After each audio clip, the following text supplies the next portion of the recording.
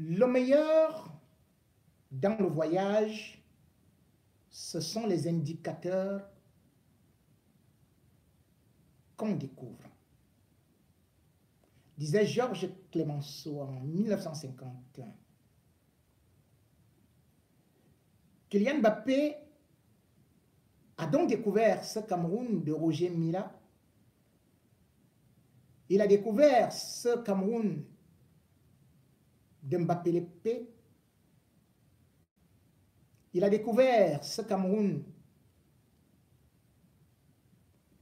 de ces grands gardiens qui peut-être s'ils étaient là, ils auraient eu des difficultés à marquer, comme Thomas Kono, comme Bel Joseph Antoine. Mais lui, il a découvert ce Cameroun, mais il n'a pas découvert les acteurs du football, celles-là qui font le sport, où il est en train de devenir actuellement l'une des meilleures perles du monde. Arrivé au Cameroun, Kylian Mbappé a donc été embrigadé dans un circuit fermé où, pour jouer au football, il fallait plutôt le voir avec des petits-enfants, évitant bien évidemment aussi sur ce terrain-là qui n'est pas fait pour le football, de pouvoir se faire mal. Mais Kylian Mbappé a suscité l'euphorie, la joie, a découvert un pays qu'il aime, un pays qui aime les vainqueurs, les héros, un pays qui aime ceux-là qui peuvent avoir son sang, un pays qui est un pays d'accueil et qui surtout peut vous pardonner même si vous avez eu à tourner le dos. A-t-il d'ailleurs tourné le dos au Cameroun? C'est la question qu'il faut se poser puisque justement c'est le Cameroun qui tourne le dos à ses meilleurs talents, les laissant à l'étranger jouer pour d'autres nations, ne pouvant pas les appeler parce que n'ayant pas des outils parfois de formation et aussi refusant la double nationalité.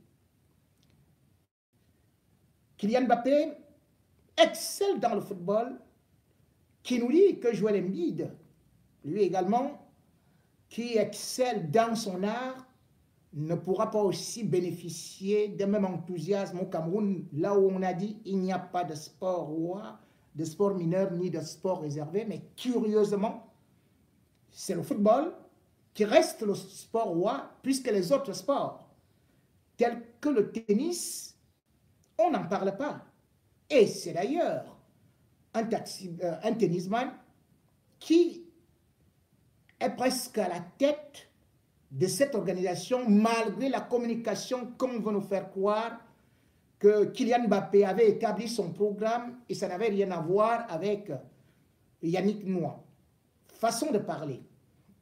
Puisque d'ailleurs, Mbappé, au niveau des États-Unis, ne pouvait pas, alors que les championnats sont en train de commencer, que certains ont même repris les entraînements, décider d'arriver au Cameroun pour 3 jours.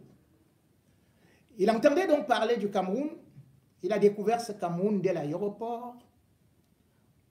Il a vu ce Cameroun parfois avec un déficit de route parce qu'il est allé à Yaoundé et à Douala. Il a vu, là où il était né, presque une île déserte, sans maison, abandonnée, zéro investissement. Il a vu ces jeunes déshérités, aveugles, ou sourds-muets surtout, à qui il a redonné de la joie. On ne pourrait être que content que Kylian Mbappé vienne au Cameroun et qu'il y mette de la lumière. On pourrait être content que le Cameroun continue à avoir des champions, des grands athlètes, tout comme des intellectuels. On pourrait être content que le Cameroun est béni. Sauf que, après 3 jours, Mbappé, c'est fini. Certes, Il a été reçu par le Premier ministre, le ministre des Sports, disant qu'il avait beaucoup de projets pour le Cameroun, mais beaucoup avant lui ont aussi été accueillis au Cameroun et sont repartis et ne sont plus revenus. Rappelez-vous, le 21 janvier 2021, on accueillait à la façon de Kylian Mbappé, mais pas avec la même effervescence, un certain Lilian Thuram. Les Camerounais avaient réussi à retrouver que c'était même un Sawa. Oui, parce que passant par les tests ADN, c'est lui qui est pourtant né à Saint-Apit, c'est lui qui est né en Guadeloupe, était arrivé au Cameroun en disant qu'il avait découvert qu'il avait le sang camerounais dans les veines. Il fut bien sûr présenté au notable Sawa et il avait subi la même onction. On était entré avec lui dans la case secrète et par la suite d'ailleurs, on a dit qu'on faisait de lui citoyen d'honneur, mais avant cela, de la ville de Douala, il était d'ailleurs homme d'honneur, voire alors notable d'honneur de ce qu'on appelle l'Onkondo. Il avait subi des rites, des rituels, parce qu'on retrouvait là un Sawa. Un Sawa qui a remporté la Coupe du Monde, comme Kylian Mbappé, mais lui, c'était en 1998, qui a remporté l'Euro. C'était en 2000. Et après cela, on a vu Thuram aller même, cette fois-ci au pays Ekambeti. Ah, ça c'était chez moi. Ah, Konon. Oui, c'est là où j'ai découvert que, tiens, Thuram était aussi mon frère. Et Konon, il était déjà avec Grégoire Owona. Oui, il portait déjà les attributs des chefs de village de chez moi. Il était d'ailleurs parti dormir chez Grégoire Owona. Et il s'était filmé devant l'église d'Akono, où moi je ne peux plus aller me filmer. Bref, Thuram était devenu un Akonois. Waouh! Et puis, Thuram est accueilli par les membres du gouvernement, sans pour autant oublier qu'il était passé par la SOPECAM, accueilli par la directrice Marie-Claire Nana, sous des ovations. Imaginez si j'arrive, comment il y aura le à la SOPECAM. Tiens, au Cameroun, apparemment, on aime les Camerounais qui viennent de loin. On aime les Camerounais qui ont une relation que l'arrière-grand-père de l'arrière-grand-père de l'arrière-grand-mère de l'arrière-arrière-grand-père de l'arrière-grand-mère de l'arrière-arrière. Là, c'est bon. Vous êtes Camerounais.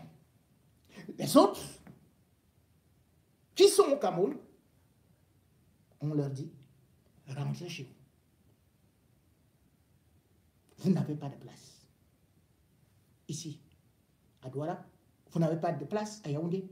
Vous n'avez pas de place à tel ou tel endroit. Tiens.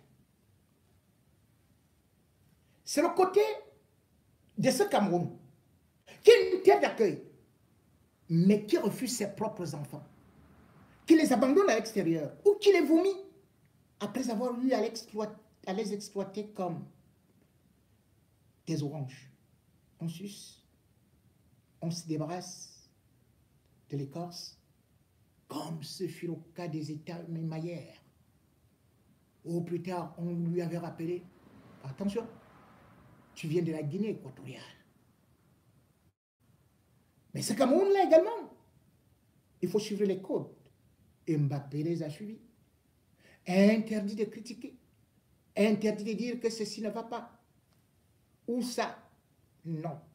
Kylian Mbappé est capable de se lever en France pour dire qu'il condamne l'assassinat de Naël, mais jamais Kylian Mbappé ne va dire qu'il condamne les assassinats des bébés, des mamans, des civils, des journalistes, de Martinez Ogo. Ah, le Cameroun, c'est le Cameroun. Et d'ailleurs, celui qui est son parrain qui l'a invité, c'est Yannick Noah. Lui, sparadrap, plus rien. Kylian Mbappé, ce qui fait sa valeur, ce sont ses jambes, c'est le football. Et bien évidemment, on dit toujours, il faut reconnaître ceux qui vous ont précédé. Mais Kylian Mbappé est enfermé dans la mesure où le seul qui a reçu son maillot, c'est le Premier ministre qui allait dans un terrain de sport. C'était au stade Omnisport 2 fois, depuis qu'il est né. C'est-à-dire pour la CAN et aussi une Coupe du Cameroun. Le football, il ne sait pas si ça se pratique avec 15 ou 50 personnes sur le stade. Ah oui, mais c'est lui qui l'a accueilli après. Et il y avait Mouélé Kambi. Oui, Mouélé Kambi. Vous-même, vous entendez ça? Oui, c'est un grand attaquant qui a remporté la CAN avec le Cameroun. Raison pour laquelle il a été promu super ministre des Sports. Donc, il a de grands projets sportifs avec Kylian Mbappé. Roger Mila, non, c'est Mila. Samuel Eto'o, n'en parlons pas.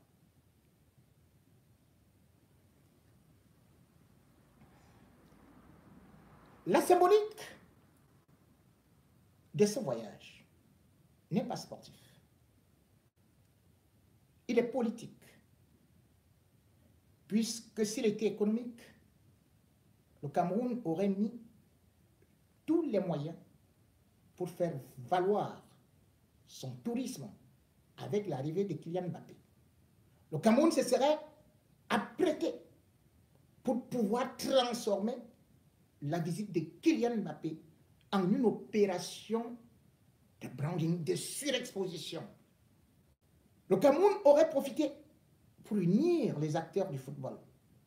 Mais non, le Cameroun a montré au monde entier qu'il est plutôt divisé et que, justement, la venue de Kylian Mbappé était beaucoup calculée.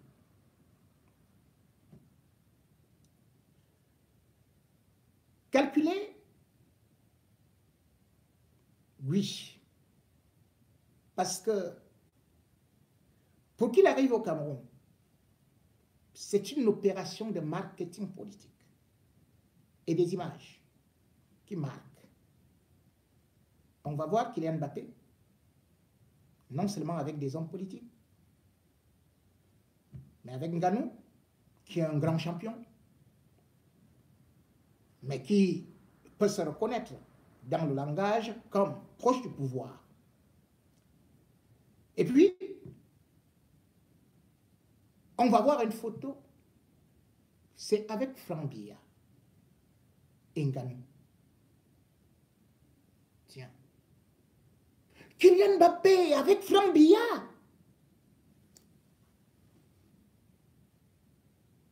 Il faut le faire. Il faut le faire. Quel poste occupe-t-il dans le sport? Était-il inscrit dans le programme? Non. Mais les images parlent d'elles-mêmes. Parce que c'est aussi une campagne que j'avais déjà annoncée depuis fort longtemps. Puisque avant que Kylian Mbappé ne vienne, il y a déjà une agence de communication française qui est installée au Cameroun en 2 équipes, au Montfébé et au Hilton. Ce sont ces équipes qui ont commencé à filmer Franck Biya avec cette photo où il est assis sur un escalier pour montrer l'humilité. Ils sont en train également de lui apprendre comment prendre la parole. Bref, il a l'école du pouvoir.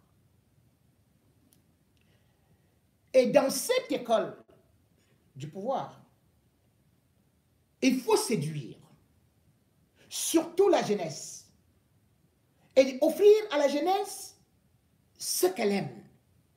Les jeunes aiment les stars de football et les stars de la chanson. À l'instar de Théodore Obiang, qui organisait bien sûr des grands spectacles et continue à le faire le 31 décembre pour faire venir les Koffi Olomide et toutes les stars. Eh bien, c'est exactement ça que Franck Biya est aussi en train de faire. Marquer le territoire. Pendant que papa est au pouvoir, je profite pour lever, booster ma cote de popularité derrière des gens populaires. En marketing politique, parfaitement joué. But. Le but a été atteint. Puisque, justement, c'est lui qui, derrière Yannick Noah, qui est l'un de ces éléments, comme vous avez pu le constater pendant les anniversaires, a aussi manœuvré. Première des choses, Kylian Mbappé a été en contact d'abord avec Joachim Noah. Joachim Noah qui préparait déjà le terrain. Et maintenant, il faut aussi savoir que Yannick Noah a déclenché un côté, même en Afrique depuis fort longtemps, que certains ne voyaient pas. Et pourtant, c'était clair. Il s'agissait de quoi? Le 2 novembre 2022, Yannick Noah, avec sa fille Elena, se sont rendus à Oyo.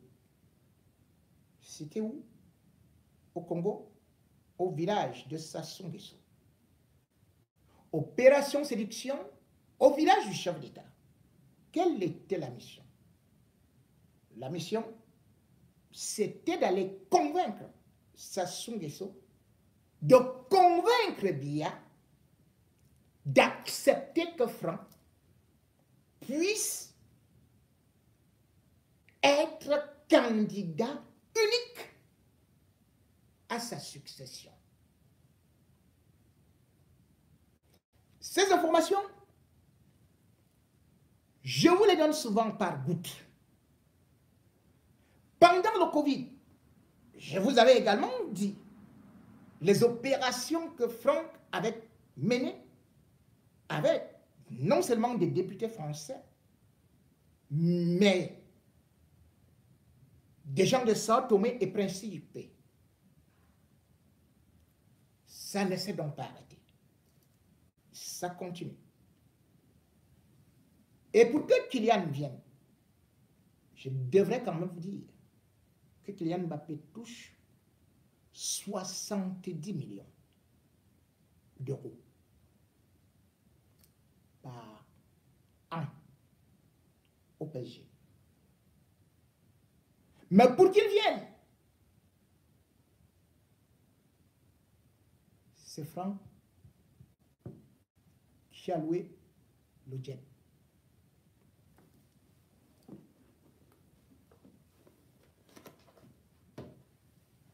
Et il a loué à travers un de ses amis, Ghislain Guéou.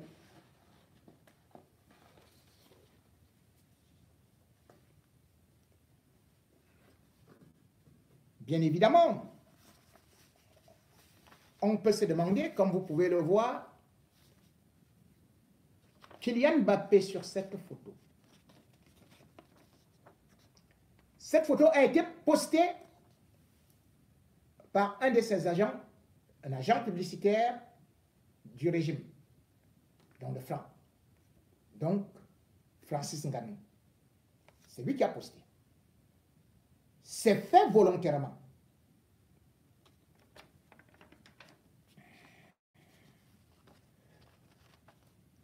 il se trouvait, bien sûr, en vacances aux États-Unis.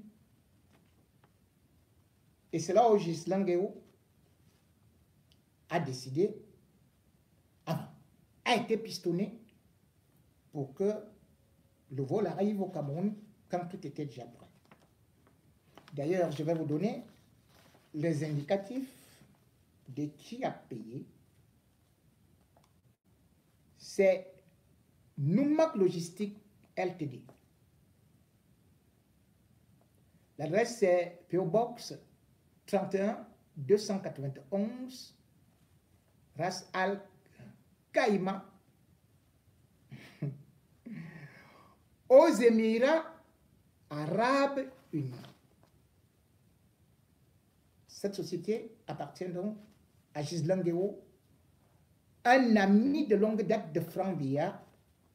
D'ailleurs, vous avez vu Franck Biya dans les funérailles dans son village. La banque qui a payé, c'était First Abu Dhabi Bank, PJSC. L'adresse, Tariq bin Ziyad Street, Abu Dhabi. L'appareil qui a transporté Kylian Mbappé, c'était un appareil Gulfstream G550 de type GLFS. Le numéro de série de cet appareil, c'était 5431, mode 4D 0231. La compagnie qui a loué cet appareil, c'est au Luxembourg. Un autre paradis fiscal où les gens du régime Biya ont beaucoup de comptes là-bas. Donc, cette société, c'est Global. C'est Global Jet Luxembourg, avec le code SVW. Le vol est parti de New York le 5 juillet, bien évidemment, à 23h08. L'atterrissage, c'était à Yaoundé le 6, à 15h05. Alors, si je vous donne ces détails, pourquoi Ghislain Guéou? Parce que Ghislain Guéou est celui qui est aussi la courroie de transmission entre Franck Biya et certains hommes d'affaires français. Parmi ces hommes d'affaires français, il faut savoir que une société a été créée qu'on appelle PVS. Ghislain Guéou est président du conseil d'administration. Cette société a été créée par l'ancien directeur général adjoint des brasseries du Cameroun. Parce que les brasseries du Cameroun étaient dirigées par un Camerounais qu'on avait mis en haut, André Siaka. Et puis, on est venu un peu en bas, on a nommé un Français. Et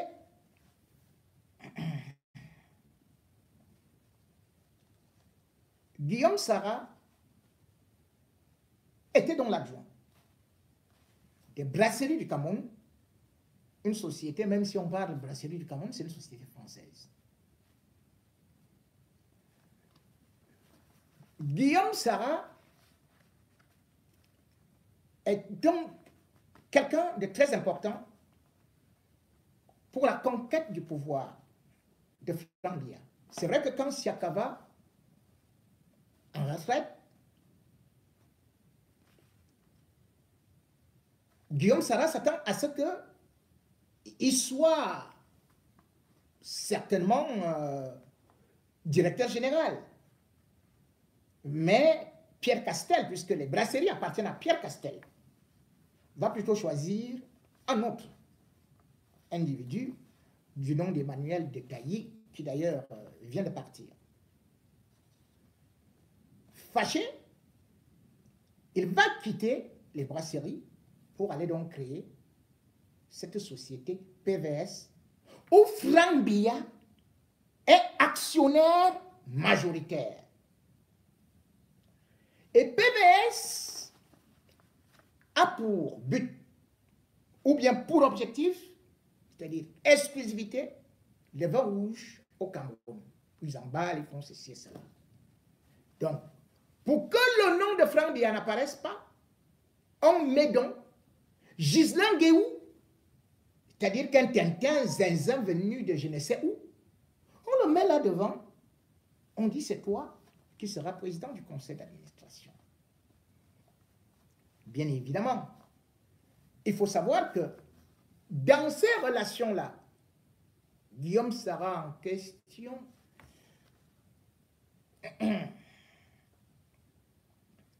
il a épousé une dame de pointe qui est beaucoup introduite dans la politique française. C'est Virginie Palu. Ce n'est pas le paludisme. Hein. Virginie Palu. Bon, alors là, c'est la nièce de Pierre Castel.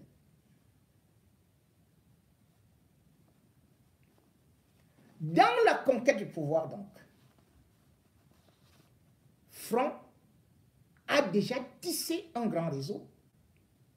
Et quand vous prenez par la suite Yannick Noah, qui bien sûr est aussi venu avec le coq sportif, eh bien, tout s'enchaîne. Yannick Noah est donc très important dans cette guerre de succession et il est élément clé pour Franck Biya. Franck Biya profite donc de Kylian Mbappé, de sa célébrité, pour se positionner. Parce qu'en réalité, il va aussi contrecarrer Samuel Eto'o qui voulait faire venir Messi, mais ayant trop de problèmes au Cameroun, il a retardé. Boum! Ils l'ont fait. Mais quand on regarde ce que Kylian Mbappé a fait, on voit quand même qu'après le Premier ministre, il a d'ailleurs failli être reçu par Laurent Esso, qui a fait la demande. Mais à la dernière seconde, compte tenu de l'assassinat de Martinez Zogo et de sa cote qui a beaucoup baissé, parce que Laurent Esso s'est présenté aussi comme une élite de Djibale, c'est-à-dire le village du père de Mbappé, parce que c'est là-bas où Laurent Esso avait fait l'école primaire. Mais depuis qu'il est parti et depuis qu'il est devenu ministre, il n'a pas mis un parpaing là-bas. Lui aussi, il a voulu profiter pour se filmer avec Mbappé et se redonner une certaine crédibilité. Heureusement, sur ce côté-là, Mbappé a réussi à dribbler. D'ailleurs, il faut savoir que Mbappé est parti rencontrer qui? Le ministre des Sports. Le ministre des Sports, c'est qui? C'est celui qui, bien évidemment, défend bec et ongle les intérêts du coq sportif français. Effectivement, vous avez suivi que la Fédération camerounaise de football, avec Samuel Eto'o, ont été condamnés par la justice française. Jusqu'à présent, je n'ai pas eu cette décision de justice. Si vous l'avez, envoyez-la moi, parce que j'ai fait des efforts, personne ne l'a donné. Sauf un homme qui, curieusement, détient cette décision de justice qu'il ne montre à personne. C'est-à-dire, c'est moi les combis. Et moi les combis avait appelé Samuel Eto'o dans son bureau pour lui présenter un papier que signe ici. Nous allons donner 7 milliards au coq sportif, c'est l'État qui va payer. Après, on quitte sur ça. Je pense que Samuel Eto'o n'a pas signé, sauf s'il a signé en cachet. Mais je sais qu'il a été convoqué là-bas. C'est un gros piège. Dès qu'il va signer ça, le tribunal criminel spécial va ouvrir une enquête. On va l'arrêter. Si jamais il a signé ça, qu'il sache qu'il ira en prison. Pour laisser le boulevard. Et bien évidemment, vous regardez dans le clan. Dans la réception de Kylian Mbappé, vous allez voir que le Premier ministre, qui, bien évidemment, se positionne un peu dans un petit clan-là, que je ne voudrais pas vite déterminer, et puis le clan de l'autre côté, on l'a zappé. Vous avez eu une gongo? Non, barré.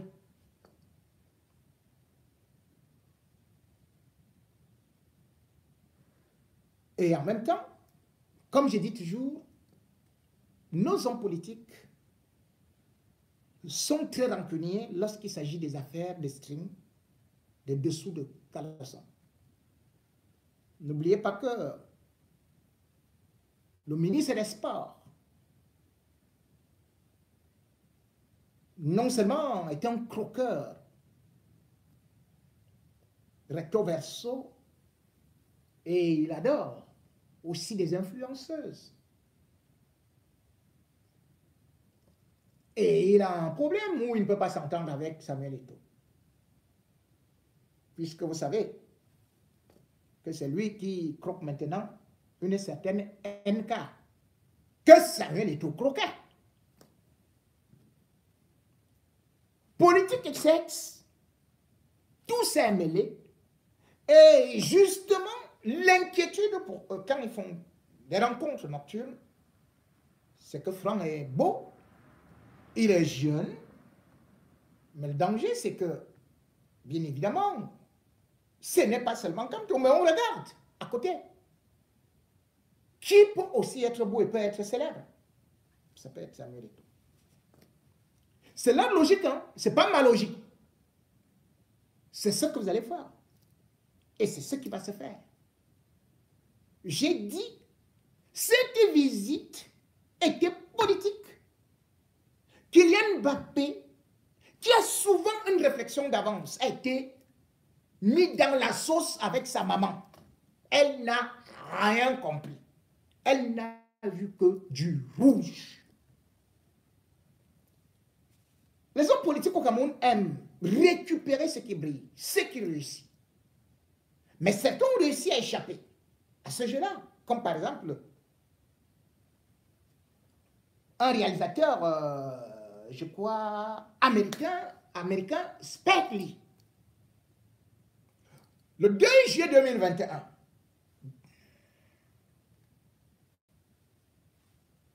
on nous avait présenté une autre star américaine qui déjà en 1996 avait porté la tenue des lions comme Serena Williams et bien évidemment avec le drapeau. Spike Lee, très célèbre. Et puis il avait été désigné en 2019 de représenter le Cameroun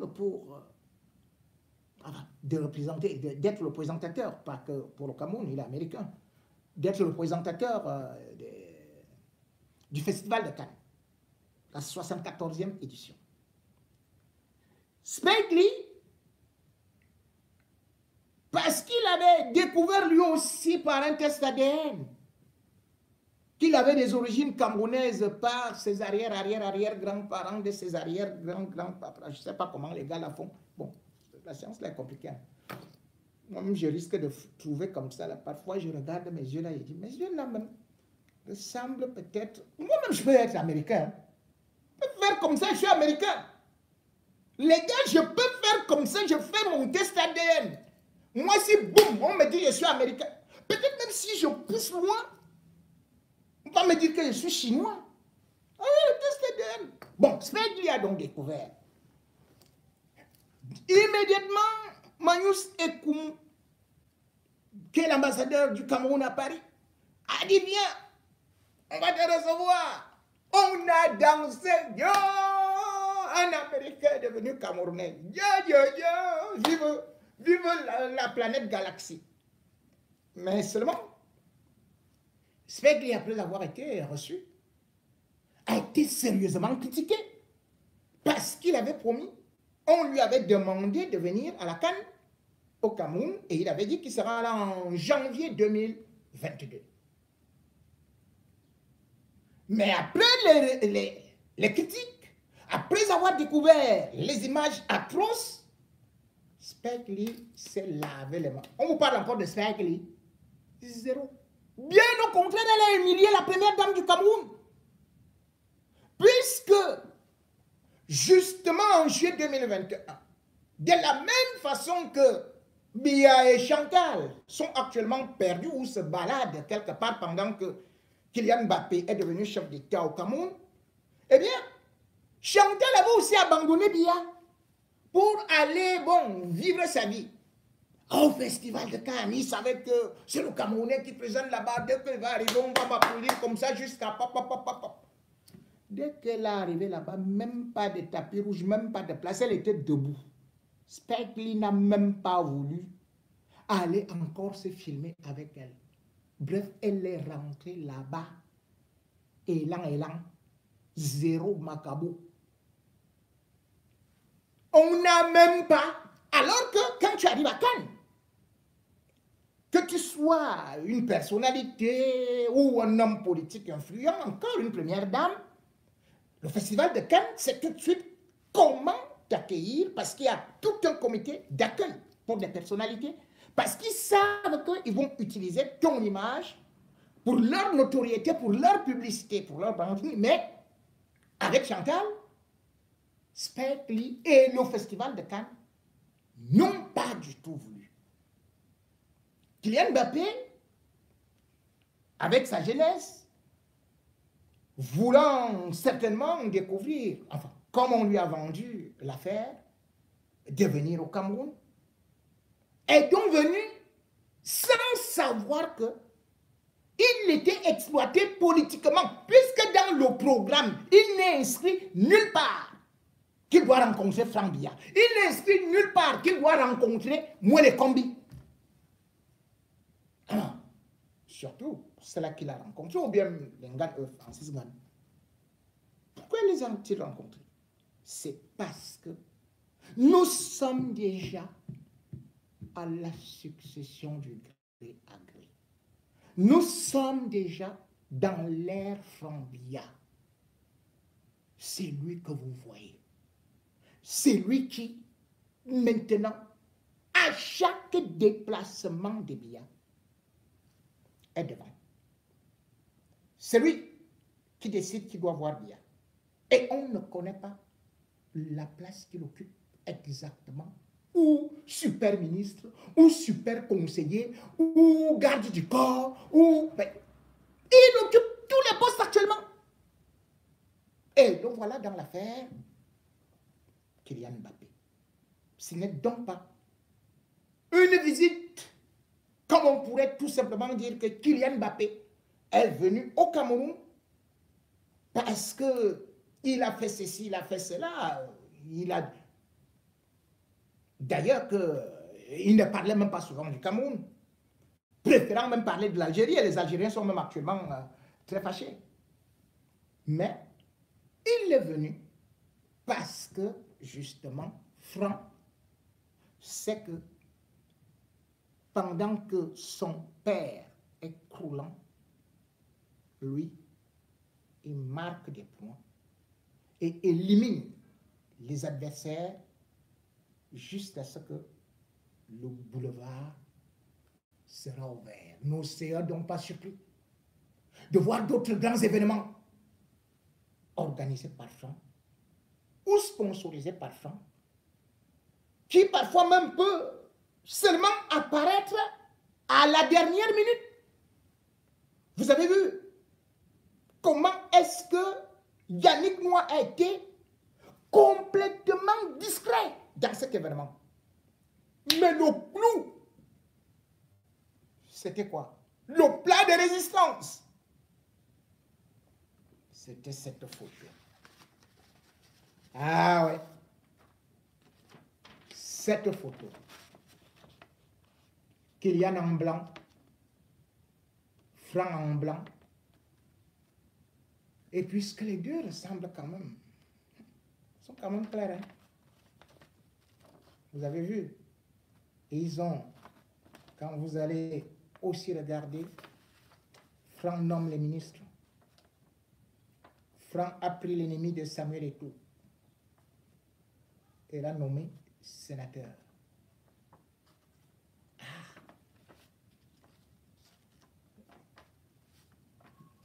C'est Dumbo Mondjoya. Samuel Eto'o est cerné. Et c'est là qu'on va comprendre pourquoi est-ce que nous, on a toujours critiqué. Pourquoi on a toujours dit que ces régimes-là, tu finis de les servir, ils te broient. Ah, petit frère, tu sais, ça me fait mal au cœur. Parce qu'à une certaine période, je m'opposais à toi diamétralement sur RFI, sur France 24, sur toutes les chaînes. Je disais non. Lorsque tu défendais la CAN, où les gens volaient de l'argent, tu étais devant. Tu as déçu beaucoup de tes fans lorsque tu t'es aligné complètement derrière le président Biya. Oui, je l'ai déjà dit avant et je vais le répéter. C'était même encore plus. Et que tu n'as pas dit aux Camerounais, que moi je sais, c'est que la CAF avait décidé de retirer la CAN au Cameroun. C'est mieux que tu connaisses le rôle que tu avais joué. Et ils ne vont jamais dire ça. Hein. Mais moi je sais que quand la CAF a décidé de retirer la CAN, c'est parce que le Maroc était prêt. Le roi du Maroc s'était déjà entendu avec le président de la CAF et tous les membres du COMEX qu'ils allaient organiser la CAN. Que c'est le Maroc qui reprenait la CAN parce que le Cameroun n'est pas prêt. Auras-tu le courage de dire aux Camerounais que tu étais allé au Qatar pour voir l'émir? C'est l'émir du Qatar qui a appelé le roi du Maroc pour dire de ne pas humilier Paul Biya, surtout qu'il veut investir en Afrique subsaharienne. Et de laisser le Cameroun organiser la CAN. Voilà comment on a obtenu la CAN. C'est ça, Samuel Eto'o là. Hein? Il était là avec un bandit, quoi là, congolais là, qu'on a déjà aussi chassé.